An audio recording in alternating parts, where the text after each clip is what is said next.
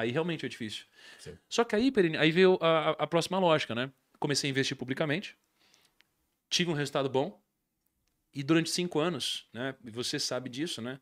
As pessoas me pediam todo vídeo assim, pô, vamos investir junto, abre um fundo, faz alguma coisa e tudo mais. Tava especulando, a gente abriu um IPO até, né? E no final das contas, eu falei, então vamos abrir um fundo. E aí a gente começou na lógica de, tá, mas que fundo? Para, Malu. A Malu tá segurando aqui. A Malu tá segurando aqui. Aí a gente falou, cara, mas que tipo de fundo que a gente vai abrir? Né? E a gente pensou em montar um fundo normal, inicialmente, né? É o que a gente chama de 555. Isso. Só que aí a gente tem um problema em montar um fundo. Porque se a gente montasse um fundo com a estratégia da Arca, o fundo, ele seria um fundo multimercado. E existe muito fundo multimercado bom, mas existe muito fundo multimercado péssimo. Porque muitas vezes você vai ver que tem muito fundo, talvez o maior número de fundos da indústria seja o de multimercado, porque, veja só, você tem fundo multimercado que tem ações e você tem como benchmark o CDI. Então você tem um fundo que compra ações e o objetivo do fundo é bater a renda fixa. Então se o gestor fechar o olho, um ano sim, um ano não, ele vai bater a renda fixa. E ele tem taxa de performance, então eventualmente você vai ganhar muito dinheiro um ano, outro ano você não ganha com pouco trabalho. É claro que existem fundos excelentes no multimercado, tem vários gestores incríveis. Só que é por isso que começaram a montar vários multimercado.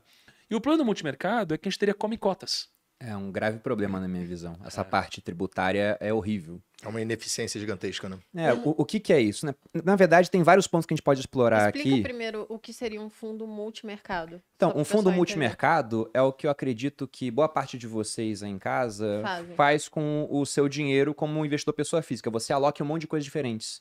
Então, se a gente fosse pegar a carteira do Thiago e fosse imaginar um fundo para replicar essa carteira, seria um multimercado. Sim. Porque você pega um fundo de ações, ele vai ter que ter 70% em ações, 67% pela legislação atual, se não me engano. Isso aí. Então é muito em ação. Agora, você pega a carteira do Thiago, na metodologia ARCA que ele coloca, naquela foto realmente bonitinha, era 25% em ações e negócios locais, 25% em real estate, que estaria ali a parte de fundos imobiliários, 25% em ativos internacionais, 25% em renda fixa. Para ter essa alocação, teria que ser um fundo multimercado. Só que no fundo multimercado, o que acontece é que todo final de maio e novembro vem o Come Cotas. O que é o Come Cotas? É um adiantamento do imposto de renda. Porque se você for investir em um fundo de ação, vai pagar imposto só quando for resgatar. 15% de alíquota e pode ser daqui a 10 anos. Se você investir durante o mesmo prazo em um fundo multimercado, durante 10 anos, você vai pagar imposto 20 vezes.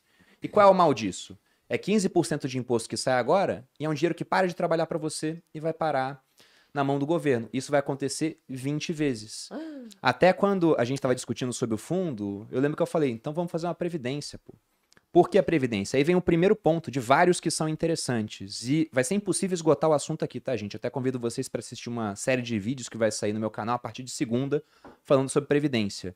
Mas o ponto é que não tem o Come Cotas e a alíquota consegue ser mais baixa do que a alíquota de um fundo tradicional. De um de ações, por exemplo, que é 15%, a previdência na tabela regressiva, depois de 10 anos, chega a 10%.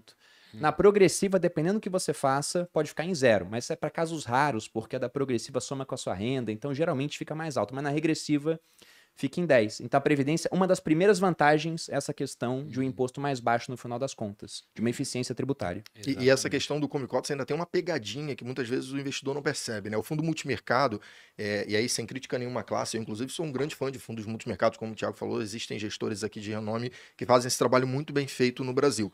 Mas a classe de multimercado, ela possui muita volatilidade.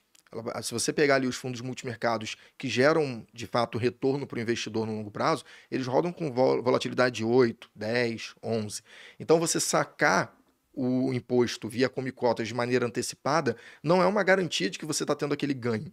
Então você pode eventualmente ter o Come Cotas, vem uma crise como o do Covid, um grande drawdown, o investidor por algum motivo, seja ele por uma questão pessoal ou por medo do mercado, saca com prejuízo e ele pagou imposto em cima de algo que ele teve prejuízo.